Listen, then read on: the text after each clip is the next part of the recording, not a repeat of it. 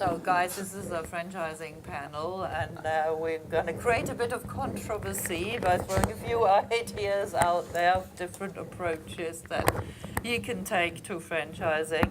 Our panel's called Strategic Use of Franchising to Grow Your Business. So we're going to look at working with owners, white label operators, and franchisors to create successful three-way partnerships. So rather than just a straight franchise, looking at working with someone like Aaron over here and his team and a brand and an owner to get a triangle going. So we have Aaron Greenman from Interstate. We have Philippe with an unpronounceable family name. Sorry, from IHG. So I don't know how you get any business, Philippe. No, I don't. No. I don't either. No, with a name like that. Yeah. And we have Carmen Hoy from Host Hotels, so she represents the owner's point of view, and Christian Interest from World Hotels, who's going to tell us maybe we don't need the brand at all in the mix. Let's see. We've got some other brands in the room, so we can talk about that as well. And I'm Babette Merzhäuser-Wood. I'm from Denton's, and I'm a hotel franchising specialist for my sins. Last 15 years of my life, done nothing but hotel franchise agreements. So we're going to look a little bit at aspects of this sort of, three-way model.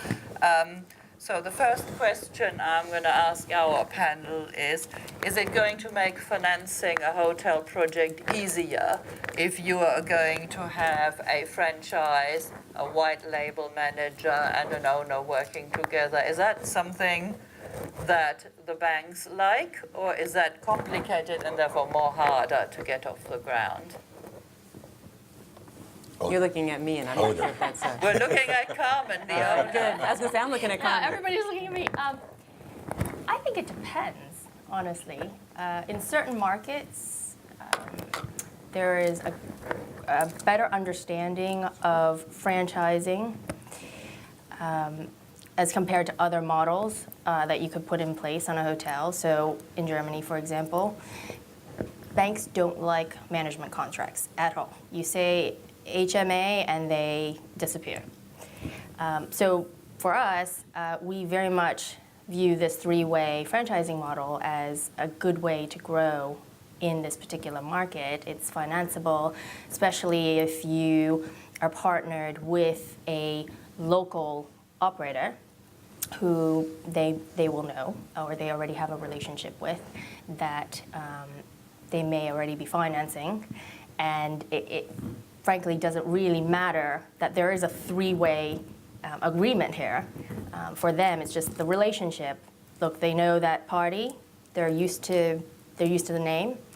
Pair it up with a solid, reputable sponsor like ourselves, and it becomes very financeable. We have actually tried financing both management contracts, straight-out management contracts, as well as three-way franchise models, and we've actually found in markets like Germany that the latter, the three-way model, is more financeable. Yeah, But I'm seeing that as well. Let's ask Aaron. So obviously, with the arrival of Interstate now quite a good few years ago on the European market, that gives a completely new option to owners from how it used to be before. Are you seeing a lot of situations where you're the white label manager and then the owner takes a franchise of a brand? Well, definitely. I mean, we're absolutely, it's driving our growth. Just the overall acceptance of franchising, and frankly, the fact that I think for the brands, franchising is really now the rule as opposed to the exception. But with regards to financing, my sense would be, and Carmen would have more experience with this just because we're only peripherally involved when owners are looking for finance. But my sense would be that generally, the more recognizable parties in the mix that give the lender just comfort that there are mechanisms to cover the downside, and a brand obviously would, is good insurance to cover the downside, is a good thing. I mean, of course, assuming the terms and all of that are market feasible. So my sense would be that a brand would probably generally be a positive. because it would be something that the lender would say, okay, I understand this, it's going to be an X. It's going to, pitch at the top of the market, and so it's going to fill first, and it has the power of IHG or World or whoever behind it, and so it's a positive thing. So what's the IHG angle on that, Philippe? You obviously have a huge amount of franchise properties in your portfolio. Are you neutral as opposed to the owner running the property itself or bringing in a management company? Do you have a preference either way? I'm going to answer like Carmen a little bit. It depends. And sometimes we talk about Europe like if it was a country.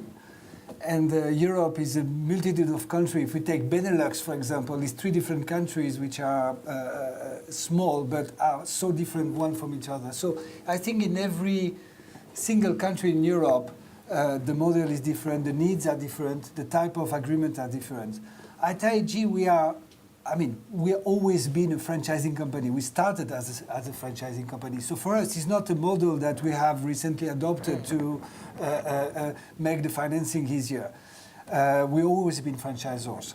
Now, in terms of, in today's market, and when operators have all decided to follow, a little bit our way with the asset-light model, it's extremely difficult for some project to get off the ground without a lease. Like Carmen rightly said, in Germany, it's a lease market. In Spain, it's a lease market. In French, you need to hold a fund commerce. It's also a lease market.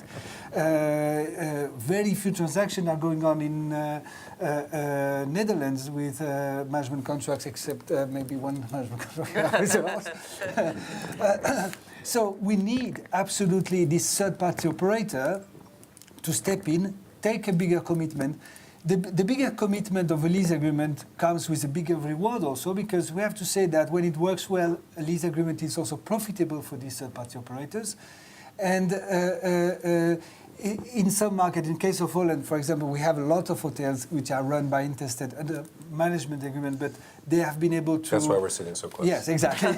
But they have been able to find a way and a business model that matches the financing companies and been able to come off the ground. Actually, we have all the projects we had together in Holland have been open and financed, obviously. Because, it depends from market to market, but it's an absolute necessity for asset-light operating company to go through this three-party situation. I was about to say something else. But yeah, it works well. Interesting, yeah. So Christine, you're from World Hotels, so I would say probably that's not a brand, a franchise brand. We talked about, building that brand. So it's interested to hear you say you thought it's pretty okay just to join World Hotels for the distribution, have the manager, and you're away. Why do you need the franchise brand? Because people book through OTAs anyway, so what does the brand really add? Is that a fair statement? I think that's fair if it was distribution only, but there's a big difference between, especially in today's world, the brand in the past really gave a comfort zone to a traveler, an international traveler, to be guaranteed an expectation.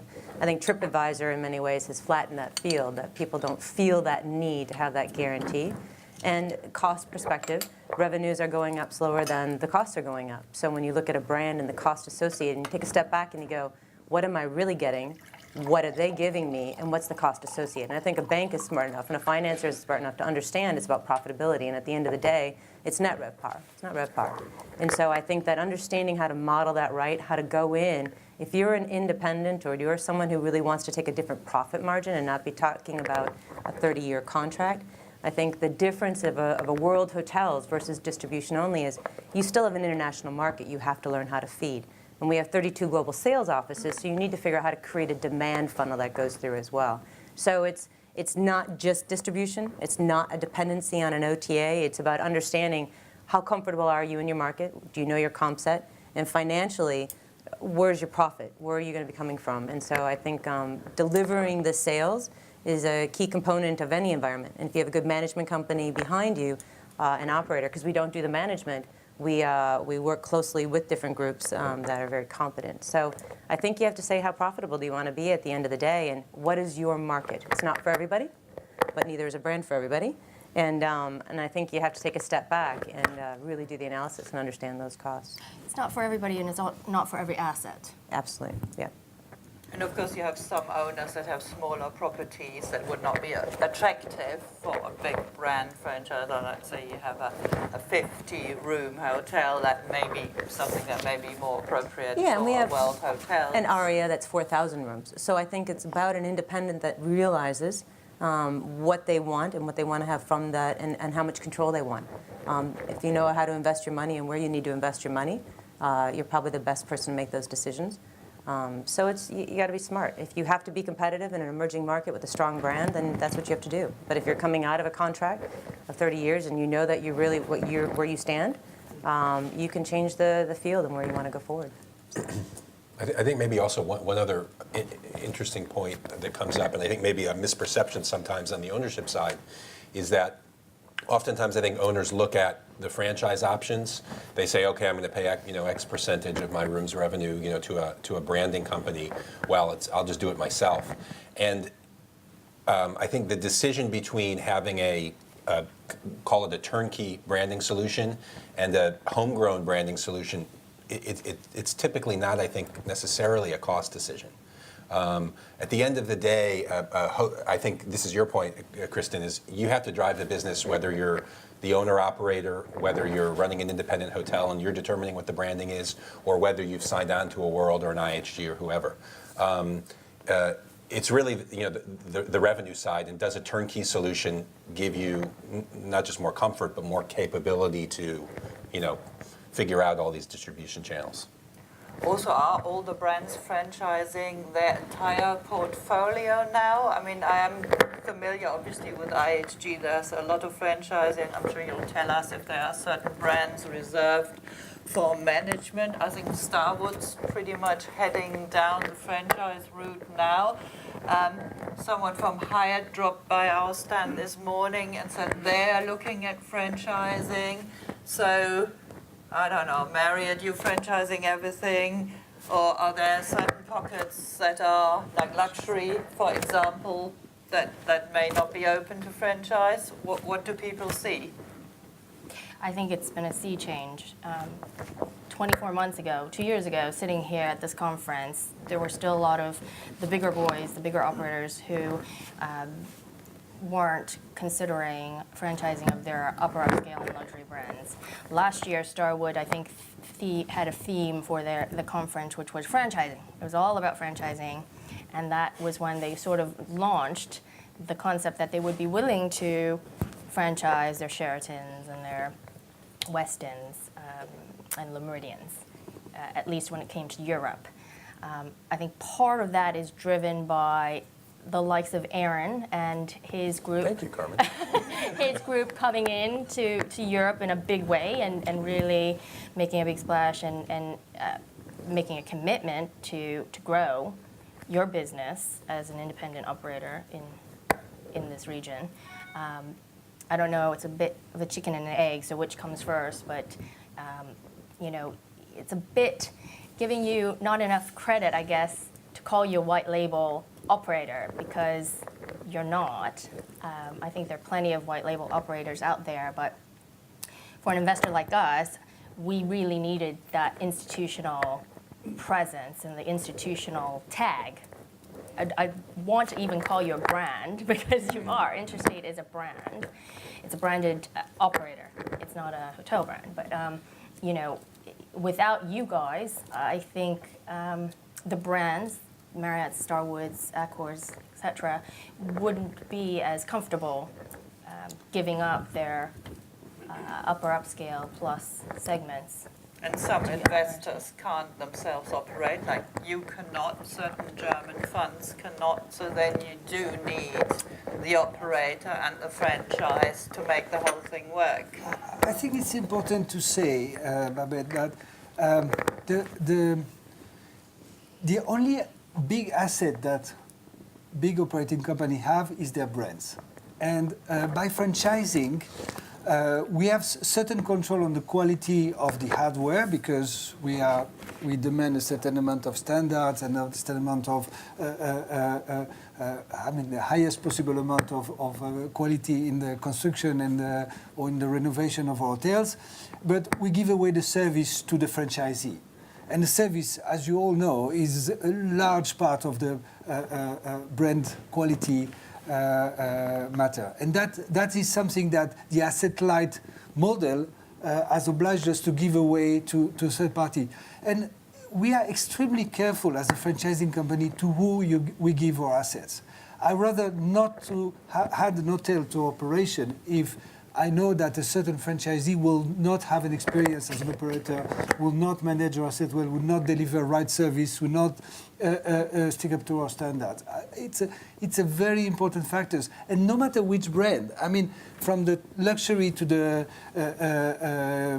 mid-market 3-star limited service, the operator has to be experienced. I was this morning with one of our franchisees in Germany. I was so happy to hear him say, you know, every week we have our operation meeting, and the first thing we look is the guest satisfaction, the heartbeat. Before occupancy, before RevPAR, before any GOP figure, we look at the guest satisfaction figures, and the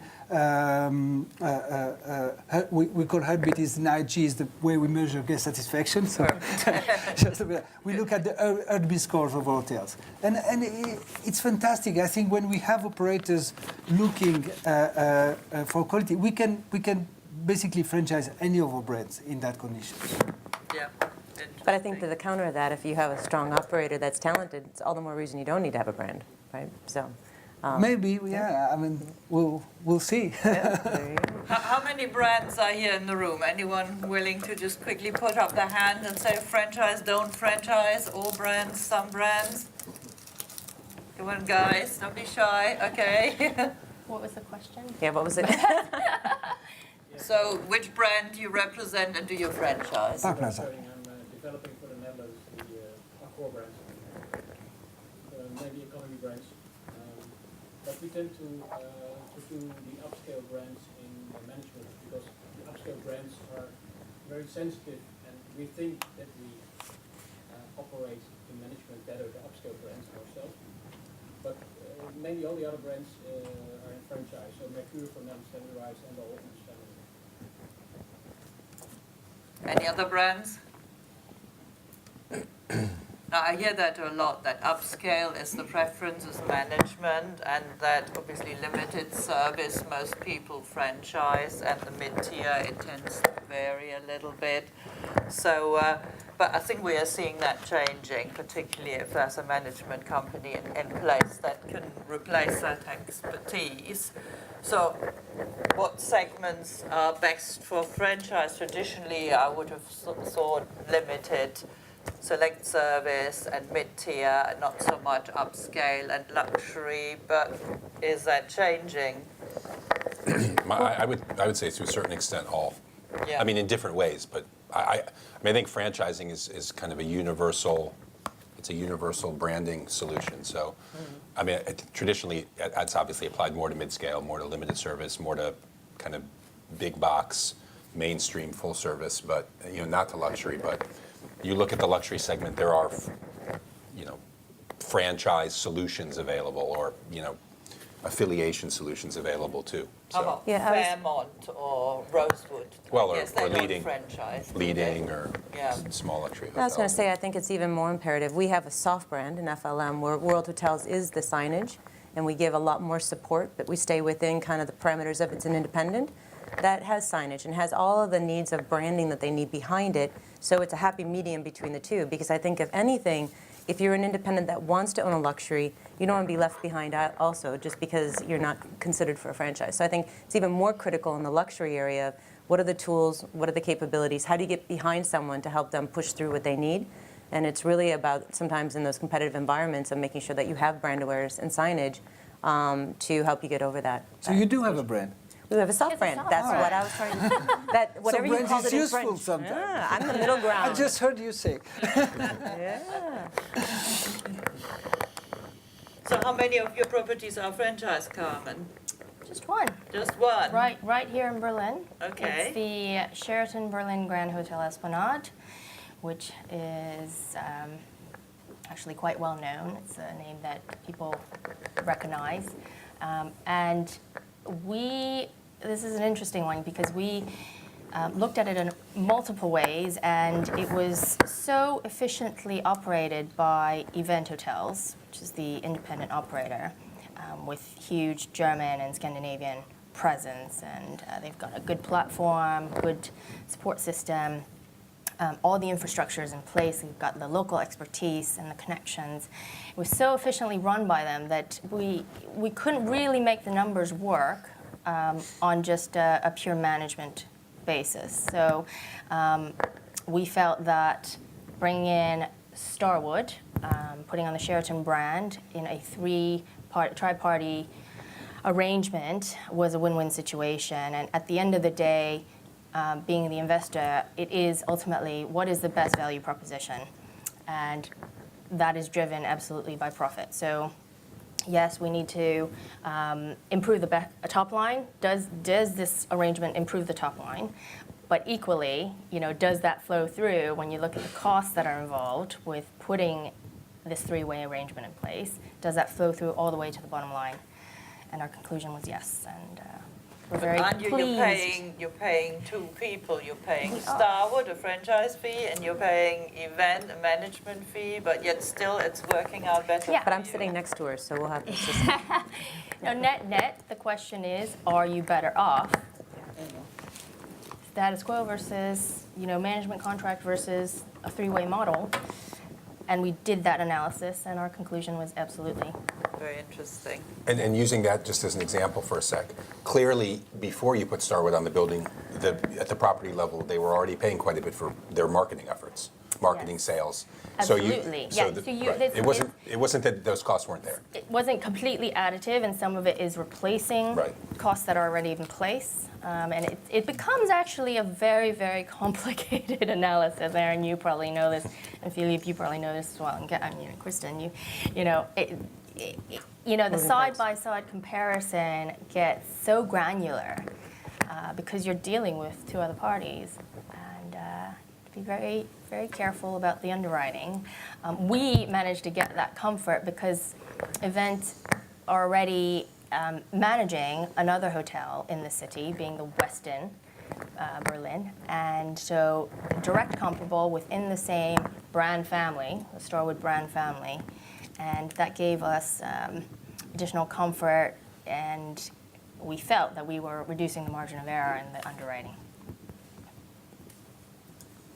And do you think it affects your ability to sell the property, or maybe at a better price, whether it's got a franchise or management contract on it, or no brand on it? Yeah, look, I mean, in Germany, absolutely. And it's not so much whether the next person thinks that they can do a better job than who's in place right now, because actually our operator does a very, very good job and very lean. But it's the perception of possibly being able to do a better job, and the fact that it opens up our sale to a wider pool of buyers. A straight management contract would attract X, and a three-way franchise model would attract X plus Y. And then VP is X plus Y plus Z. So it's, absolutely incremental to value. Is that your experience as well, Aaron, when you're working with owners?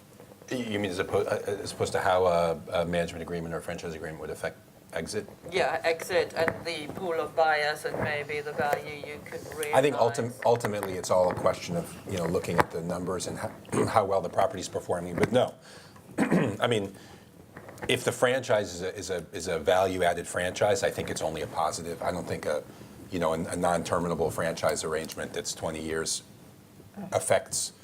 necessarily affects value one way or another, as long as it's accretive to the property.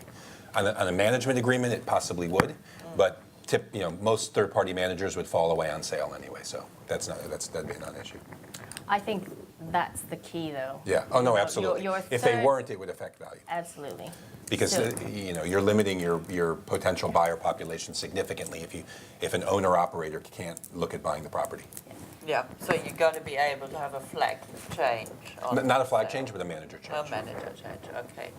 We found that the independent operators are much more flexible in the types of management contracts they're willing to enter into. And hopefully that means that the brands will follow suit very soon, because otherwise they're just not going to be able to compete in this new environment of ours. There's something controversial. Let's talk about Yes. Duration. Do- So 50 years, 25 years, So 5 years, let me 12 pick on months? that because Yeah. I think it's an interesting topic. I tend to agree that the fact that you are able to change the management company gives you flexibility and maybe more liquidity on the sale of the asset.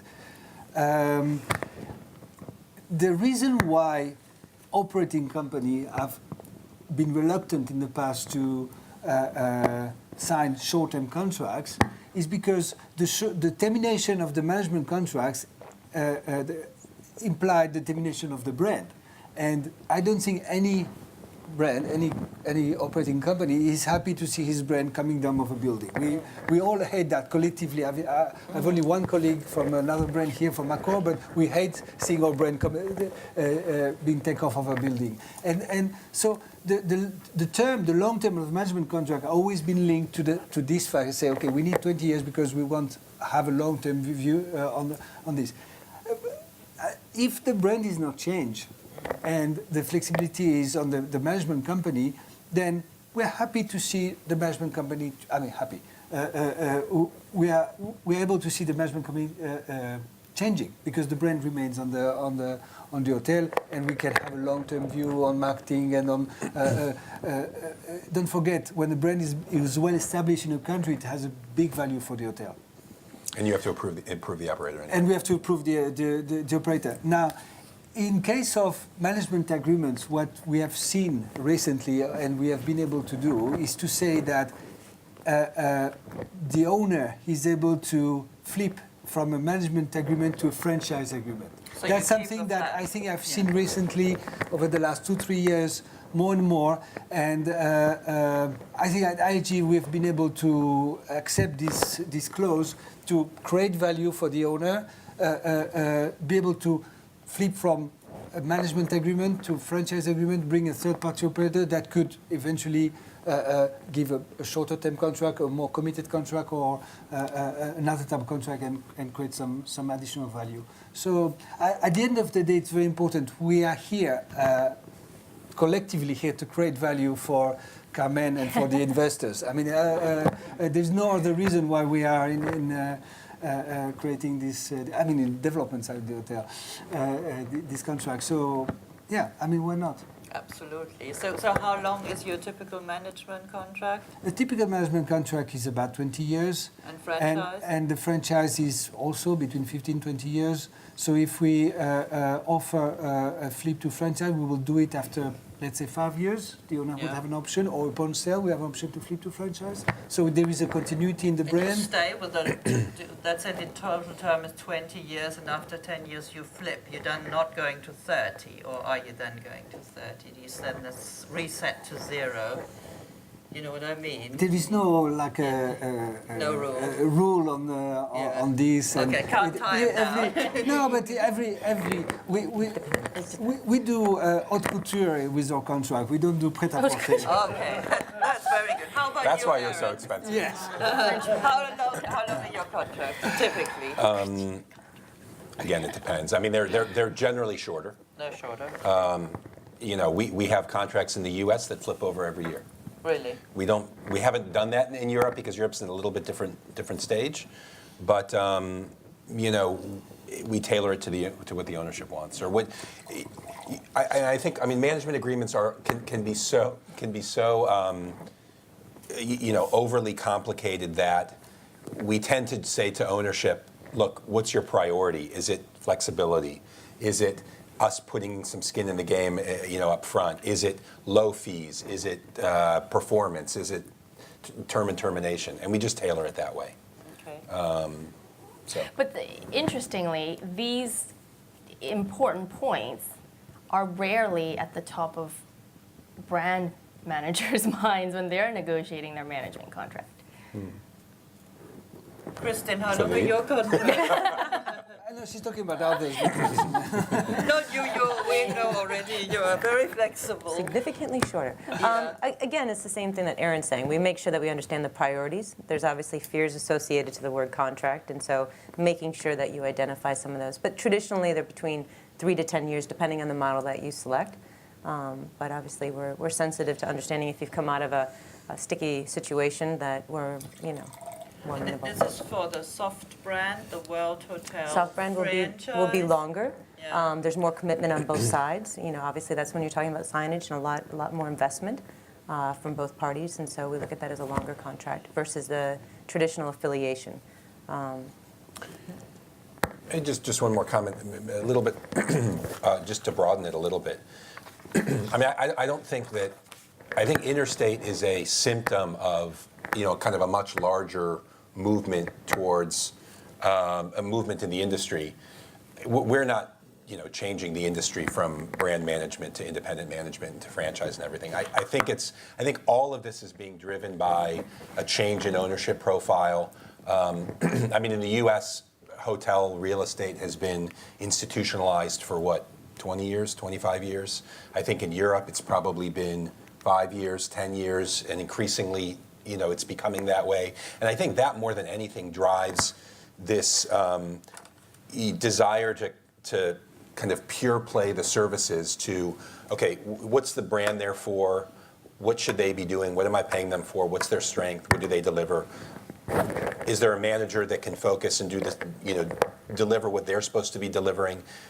When you have an ownership base that's much more high net worth, family office, they're not necessarily, because they're not thinking about exit when they're getting in, it's a somewhat different level of sophistication or a different level of patience. So when you have institutional capital coming in and they're, number one, requiring a lot of flexibility. So I think that's one thing that's going on that's driving this change. I think secondly, obviously things are becoming much more complicated from a distribution standpoint and all the OTA issues and all that. And frankly, I think because of that, I think brands, and I'd like to hear from you, Philippe, on this too, is I think brands are being done a great service, hopefully, by having more competent third-party operators in Europe and elsewhere, because hopefully it allows them to concentrate more on defending their brand position and increasing their equity and really working on all of the challenges that they have, which they have, from the standpoint of OTAs, et cetera. So, I think in an ideal world, if you had, correct me if I'm wrong, but if brands had, could farm out 100% or 98% of their properties to qualified third-party operators, and those third-party operators would satisfy, all of the checks to the guest satisfaction and the inspections and all of that, the brands would be happy to put their resources into innovating their product, to developing their distribution systems, et cetera. I don't think there'd be any conflict. No, you're absolutely right, Aaron. We dedicate the majority of our investment into technology, into our distribution system, into our sales force, into our brand awareness, and that's what we do best, and that's what we want to continue to do, drive the business. I mean, when we talk about OTAs, we have to be careful. I always said OTAs has additional business coming to the hotel. There's nothing wrong about it. OTAs has very highly paid business that you could generate from somewhere else. That's not a good idea. So we have to be able, and we spend a lot of time and resources in channeling the business through OTA when it's incremental, and that is fun.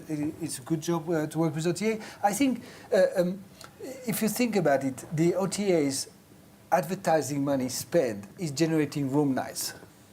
I cannot believe that people which were not staying automatically in hotels before with the heavy advertising OTAs are not generating room nights. So that's an addition. It's incremental business that's healthy for every one of us. Now, the investment into our technology platform or distribution system, reservation system is fundamental. Our loyalty programs, we have been able to channel a lot of our business through our loyalty program, which is at the end the most valuable business because that's where you pay the lowest commission. Someone a big Yeah, fee, yeah. this is a direct reservation. Don't forget our corporate sales or key accounts that brands are driving as well.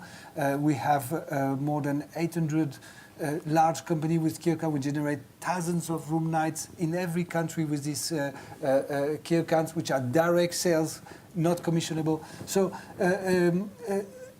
as Aaron said, if we concentrate on that, I think it's creating value for a lot of owners and operators. So back to basics, is it? Everyone does what they're really What great are we good at?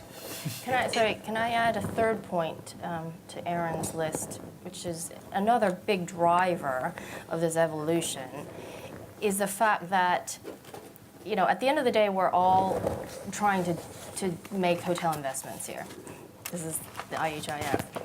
And we've got to look at the fact that there has been an evolution in the source of product out there. So take 2005, 2006, which is when Host actually came to Europe. That's when all the big brands were going through their asset light, asset disposal programs, and or asset right, depending on which brand you ask. And their format of doing that was through sale and management backs, for the most part. That's how we got our seed portfolio in Europe, and we launched our presence here through direct management contracts with Starwood. That has evolved because gradually these brands have sold off most of their own portfolios. So what else is available? You know, investors, buyers and sellers alike have been forced over time, and brands and independent operators have been forced over time to figure out more creative structures to enable them to grow in Europe and grow their investments and our portfolios. And, you know, our Sheraton Berlin is a good example of that, for us at least. We found it prior to this model being available to us, and generally, I think we've found it quite difficult to expand in any meaningful way in Germany and certain other markets here in Europe. That's very interesting. Just gonna ask Christine to comment on the OTA questions. We had an interesting debate over that, and now you have some views on how that should be tackled. Well, I think OTA, what it does is it's shifted in the last 10 years along with everything else. And it really just changes the parameters of, you have to look at what is filling the rooms and driving that. And so everybody's challenged to recalibrate and define what part of the space you want to own. So as a brand, 10 years ago, you know, there was a completely different perspective on what was being delivered. And so as an owner-operator or as an investor, it's kind of looking at that mix is here to stay. And it's learning how to manage that mix the right way from a cost and from a net RevPAR. But on top of that, it's about identifying loyalty. We have loyalty. Loyalty in itself isn't what it was. The new demographics coming through are no longer loyal in the same perspective. So if you don't reinvent, distribution systems and traditionally are very archaic.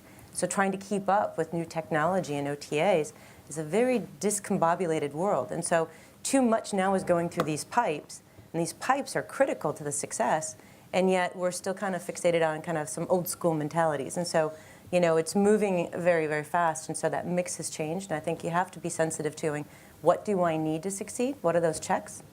And there's alternatives to look at now that weren't there. And I think that, you know, it just shows how many are going into the soft branding because they understand that staying in a traditional brand no longer has the same value as it used to. And so it's really trying to stay ahead of that curve. So OTAs are pushing that, but I think it's also, it's not ever going to go back the way it was, and it's only going to move faster and be more disruptive. And so One thing I've seen owners ask for is performance tests in franchise agreements. Now that's something new, you never had that before. Performance tests, that was just management. But they are looking for performance tests driven by how many extra room nights you're gonna give me. So has anyone come across that? Yeah. Yep. You come across it, Philippe? Horror. No, I mean, you have to be many of our franchisees don't use all the tools we have built and prepared to run hotels and to optimize revenue. We are not. When you manage the hotel, we are there. We have managed sales, we manage marketing, we manage this, we manage reservations, revenue management, everything. How can we have? I haven't found a solution, to be honest. Find a solution where we measure the performance of the brand with an operator where we don't know what he's doing to attract business to the system. Is he using all the tools? So this contract is going to be very complicated, very long. I mean, Danton is going to benefit a lot from it because you will have to have all these exclusions of, okay, yes, if the system delivery is less than 50%, then the fee will go down by 2%. But the operator will need to do A, B, C, and we have a long list of everything he has to do to make sure that will be extremely complicated, in my opinion. Yeah. We cannot know if this operator. I mean, we all know we can shut the system. So what if it shuts the system? Well, how we will know that the system has been shut? It's a complicated one. Well, Felipe, I usually use it's like getting a gym membership. January 1st comes along, you have a New Year's resolution, I want to lose all this weight. And you go, and a year later you resent the gym because you didn't lose any weight. Because you didn't go, right? You didn't use the tools. Yeah. But there's also a next level of then you hire a personal trainer. Well, what do? They yell at you, they encourage you, they tell you what to do.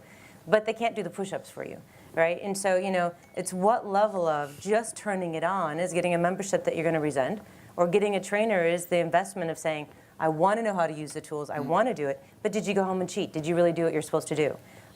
So, I try to use that analogy because so often we can't control the inventory control points. We can't make smart decisions on their behalf.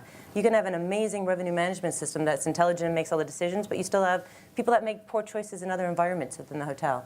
So, I mean, you'd love to give a guarantee, but the guarantee is on you. Did you show up? Did you do the work? Did you do what you need to do? And performance follows that. We have amazing hotels doing fantastic when they take the advice. And then there's the hotel across the street that's complaining and they won't take any advice. So, There's probably an investment in training there as well, isn't there? Again, they have to listen when... No, Of course, and they have to show up. I actually have hired a personal trainer to do push-ups for me, but Is it working? it doesn't work. That's the problem. It shows. But that's also an argument for, obviously, for quality management. I mean, under any franchise, whether interstate or whoever, Right. is all, ultimately it's about how you're using the systems and. It's always, and I think the best performance test is the track record and the success of our properties. I mean, at the end of the day, when someone questions that, I always try to show how other properties in the same countries are performing well. We show the system delivery of neighborhood properties. When it's like in the UK, is about 67% in average system delivery. So that's, I think, it gives our franchisees a lot of comfort rather than a guarantee system, which will be very complicated. We have also a lot of tools to support franchisees and to help them achieving better results. We have a system called Revenue Management for Hire. So we have people really directly connected with the hotel revenue manager or the hotel operation to help them achieve. I think Aaron, you have used that in your hotels. It's a very efficient way to drive business, drive revenue, price right. Pricing is a very difficult one. So that's the best way, and that's what we want to spend time on at the end of the day. Just last year, in 2014, we have renewed 100 licenses only in Europe, which is, I think, a lot, and proves certain confidence into our system. It does, I guess, as does the sort of ability to say, look, we'll give you a shorter term contract, but you'll stay with us anyway, because we will, we'll make you happy. So I know in the US there are some really short soft brand franchises that roll every 12 months, and where I guess it's partly a volume business, but it's also partly driven by saying our owners actually don't walk a lot. Yeah, I think ultimately it's about performance, whether it's franchise or branding or management or anything. Well, I think on the reverse, where you can't give the guarantee, this is my 1-year anniversary, so I kind of know something this year. Yeah, I made it a year. But I think I quickly came in and reversed the way that we did it and reverse engineered it and really created a heat map of same thing, corporate accounts. We have hundreds of them. Where are we delivering business? Sometimes we go after where we lost our keys over there, but the light's over there, so we're searching for them over there. So how do you reverse it and say where we know that we're delivering business and overlay that on where do we have properties? So, we might deliver 100,000 room nights to a city that we're not even in. Well, we don't, but we know that they're staying there. So I think how do you walk in knowing that you can show someone there's delivery that's happening and it's waiting to be, to be utilized versus going into a very attractive competitive market and knowing that you might not succeed for them. And I think that that's a dangerous road because we all want to expand and make sure that we're growing our portfolio. So, taking an aggressive opposite approach and really working to say, where can we help and make sure we succeed, and know when to say no. Well, that talks to track record, really, at the end of the day. And so, track record is so critical in the selection of the operator, irrespective of where you are. Yeah. So what are your key factors to look at?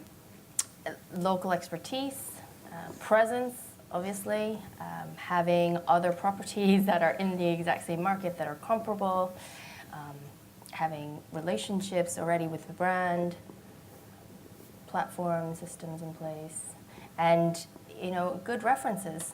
Yeah. Asking other owners, hey, have you worked with these guys? What did you think?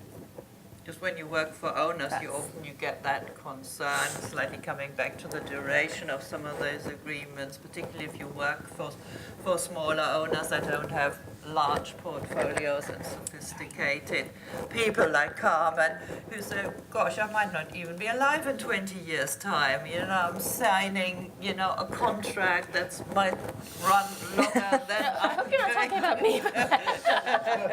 So young. I mean, come on. I was looking at her. She's So going to be sitting on some beach somewhere. talk a little bit. I'm just watching the time, so we're sort of 10 minutes to the end. Do we have any owners in the audience? Any? You have no owners. Yeah. So the IHG team and consultants. The IHG team are there to back you up. Okay. Okay, I was just going to come back because I thought this is an interesting one is flipping from franchise to manage and back and forth. I mean, and certainly on bigger deals I've worked on where there was a portfolio, there's been a lot of flipping between properties and trading off, often for exits, right? Okay, I can take these 3 out and I'm going to give you those 2 managed and those 5 franchised.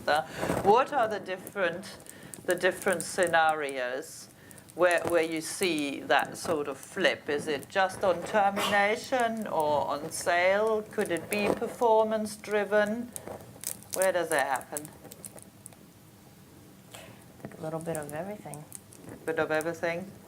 Yeah, it depends. I mean, to prevent termination, it's an obvious one, isn't it? If someone's going to terminate your management agreement, you can say, you want to flip to franchise. I think, performance termination is an easy one. Giving them a new hotel to brand is another one. Mm-hmm. Yeah, swapping. Swapping. How about you, Philippe? I just have a meal in my mouth. So I was okay, waiting you for shouldn't have somebody done else to that. answer Yeah. the question. No, I've been caught. Timing is everything. So what was the question? Your lovely contribution on flipping from managed to franchise, would you typically just offer that on termination to basically keep the flag up there, or do you have other variations on that theme? No, each owner have different concerns.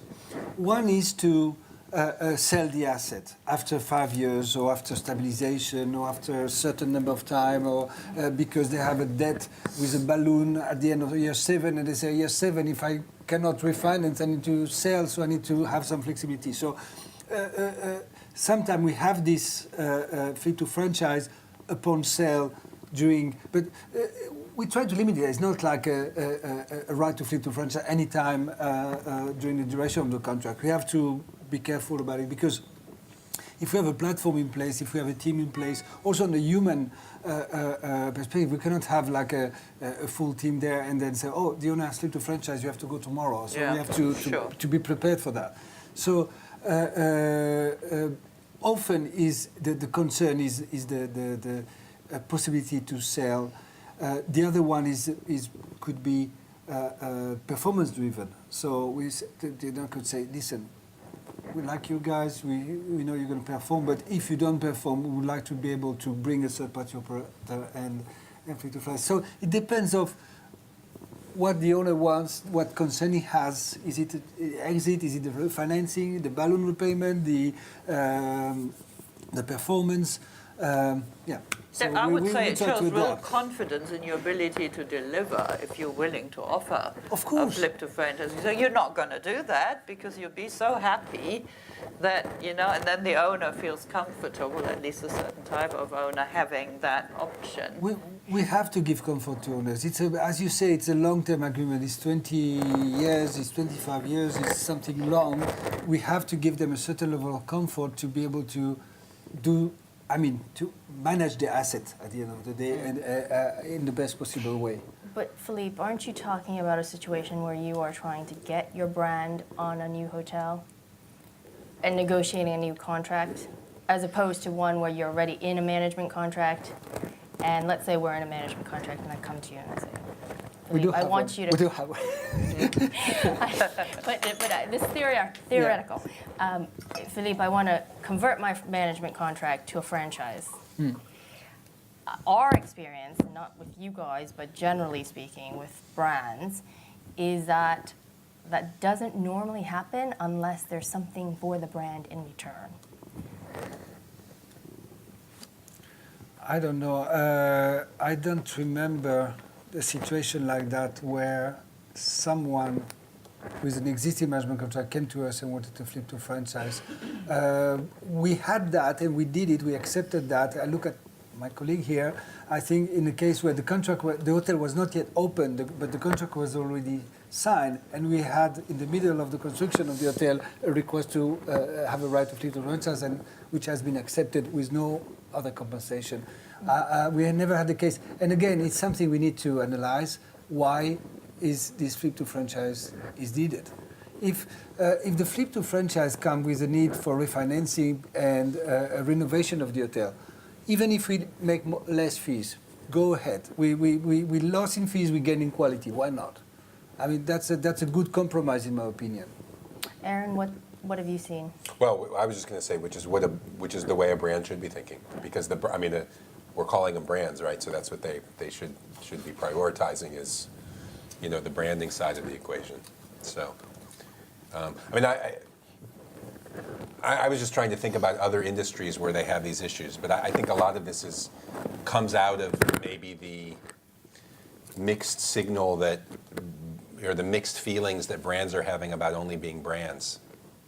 I don't know if there's another industry where the brands are so conflicted about are they management companies or are they brands, right? Or do we want to be both at the same time? I don't think there is an industry where this happens. So, again, ideally, I think the brands would love a situation where they didn't have to be management companies, because I think ultimately it's a distraction. I think they've in the past. I think they've in essence had to be, because there weren't a sufficient roster of quality, reliable operators that were independent. But I think once that arrives, there's no reason that a brand needs to operate its own properties. That's true, Aaron, and especially when you enter a new country. Let's forget UK, where we have, I don't know, many hotel managed, and we have a platform and we have everything in place, or other large countries. When you enter a new country, and there is a local, very strong operator, a solid one who has the local expertise, who has the know-how, who has the contacts, who has everything. Why should we go and manage and try to reinvent the wheel there? It's far better to franchise the hotel to this local operator and rely on his expertise.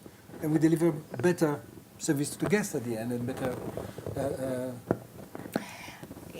I think it's trickier for public companies, maybe less so for IHG because you guys have so much franchising already, franchising revenue. But when you look at the likes of Marriott and Starwood, these guys trade off their management fees. And their shareholders... So it's a legacy issue. Yeah, I think so. Their shareholders understand that, you know, Marriott manages hotels, and I am paying a multiple, or the company is valued based on a multiple on these management fees. What happens if they all of a sudden said, right, and we're going to convert all these into franchise? At the end of the day, the fee income may not be that different. You can correct me if I'm wrong, Philippe. We've managed to structure things where management fees look very similar in many ways to the franchise fees. So the absolute fee stream may not look different, but it's how you describe it and what they're getting paid for. That may be confusing for their public shareholders. Right, we're sort of coming up to our allotted hour, but I just wanted to give our good audience who've hiked all this way through half the building to find us here a chance to ask any questions. So just wanted to throw it open to the floor. If you wanted to ask our panelists anything, please feel free. You get a mint if you ask There's someone. a question. There you go. You get a mint. So this is fun. You get one thrown at you. You get one too. Here you go. Here you go. See, there's benefits to coming to the franchising Before my panel. question, Philippe style. Aaron, I just had a question Sure. for you. You mentioned that you would be willing to put a bit of equity in the deal. Can you elaborate on that a little bit? We do. Ideally, we like to be a pure management company, purely the operator. There have been times in the past when Interstate has 50, 60 joint ventures in place where we're 5 to 10% of the equity. We do it to get the contract. And we do it because an owner says to us, typically I would say more often a private owner would say to us, look, we want you to have skin in the game. We don't understand how you're aligned with us unless you do that. I think we're moving away from that a little bit, not necessarily because we don't want to do that, but we find that it doesn't necessarily create the alignment that the owner sometimes feels that it does. We tend to prefer to create an alignment of incentive through the fee structure, frankly. But we do it, whether we do it as equity, whether we could do it as key money, some other kind of incentive. If we're taking over a hotel that requires some renovation or rebranding, maybe we say, okay, we're going to put a certain amount of money in that goes to the rebranding. We can help the owner out in other ways just to kind of kick off the relationship. But ultimately, I think what works best in aligning the operator with the owner, which is really what our whole purpose is, right, is to be sitting on the same side of the table as opposed to across the table, is just saying, look, what do you want out of this property? What are your goals? All of that, and just structuring the fee structure so that we're in total alignment in that way. Another question here. At least the mint was taken. I just asked where the bathroom was actually. Just to and I have a question. Do you ever put equity in a transaction that is in franchise? No. That's cool.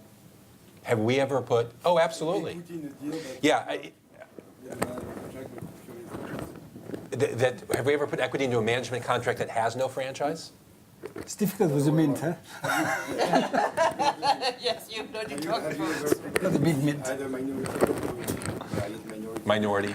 put together equity in a deal for which you don't have a management contract? No. That would be a franchise. No. I mean, we obviously we're doing it to drive our business, and our business is all about management. So, yeah. But we're totally agnostic in terms of branding, from the standpoint of we're just approaching the asset, looking at it whatever works, we're working with the owner to put, whether it's an international brand, whether it's a regional brand, whether it's a homegrown, branding solution. It's all about what's best for the asset. So we can definitely put minority equity or whatever the financial incentive is to the owner, irregardless of what the branding solution is. Yeah. Can I give the owner's perspective? Of course. I hear Erin's point on the fees. I think from our point of view, what we've been pleasantly surprised to see in the independent operating space is that a lot of them are willing to actually subordinate their incentive fees and structure it as a promote. So that's much more tied to the exit. They look at the full life cycle from acquisition to exit and aren't just focused on the annual operations. Of course, the annual bit is important, but yeah, that's what we actually were quite pleased to see. I wish more brands would consider doing that too. We'll think about it. There's 4 more mints. No, there's more than that. Really bad, so huge. That's what I said. It's Any more big questions? means. Any You more You're gonna cannot go for it eat now. beans and talk at the same time. questions? I realize that. Okay, guys, any more questions? Or feel free to come up if you want to ask in private. Thanks for hiking all the way up here.